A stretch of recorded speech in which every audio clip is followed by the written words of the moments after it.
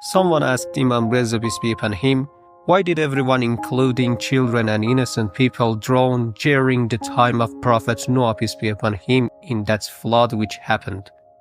Imam Reza, peace be upon him, replied, in this great calamity there were no children, because God had made their men and women infertile and barren 40 years before the flood. Therefore, those who drowned were not children, and God doesn't punish the innocent.